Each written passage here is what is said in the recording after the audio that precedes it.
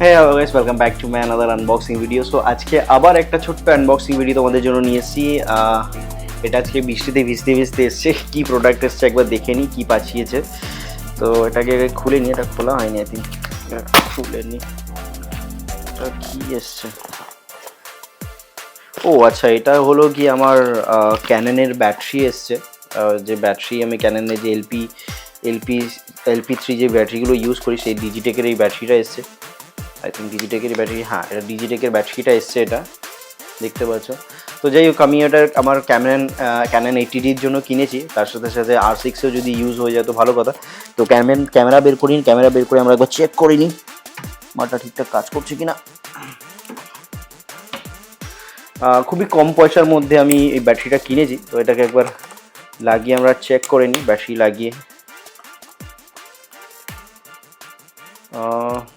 Battery তো লাগিয়েছি, but battery error দেখাচ্ছে।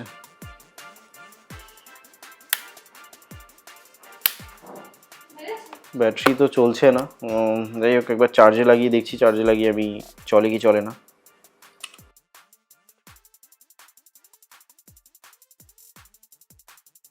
সো চার্জে বসিয়েছি, এটা চার্জ হচ্ছে নাকি চার্জ বিলিং করছে, এরকম ট্রিপল বিলিং করছে, এরকম কেন হচ্ছে জানি না। এটা আই থিঙ্ক ব্যাটারিটা ঠিক, আমার মনে হচ্ছে না ঠিক ব্যাটারিটা।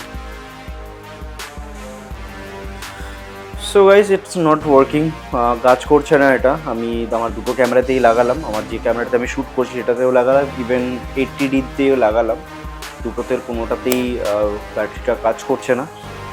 সো ডেসক্রিপশানে আমি লিঙ্ক দিয়ে দেবো, তোমরা এরকম ধরনের, এটা ডিজিটেকের ব্যাটারিটা আমি অর্ডার দিয়েছি, এটা আমার মতে না নেওয়াটাই ভালো।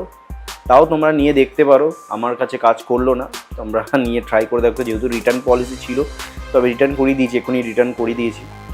তাও মালটাকে আমি চার্জে বসিয়ে রেখে দিয়েছি, যদি হয়তো অনেক সময় হয় চার্জিংয়ের জন্য মানে প্রবলেম হতে পারে। তো চার্জে বসিয়ে রেখেছি, যদি হয়তো ভালো কথা, নাহলে তো রিটার্ন করেই দিয়েছি। রিটার্ন করে আমি অন্য মাল অর্ডার দিয়ে নেবো, মানে অন্য ব্যাটারি অর্ডার দিয়ে নেবো। সো যাই হোক, ভিডিওতে ভালো খারাপ সব কিছুতেই থাকে। কেমন লাগলো তোমাদের পুরো ভিডিওটা প্লিজ কমেন্ট করে জানাও, আর ভালো লাগলে লাইক করে দিও। টাটা, বাই বাই, দেখা হচ্ছে নেক্সট কোনো ভিডিওতে। টাটা।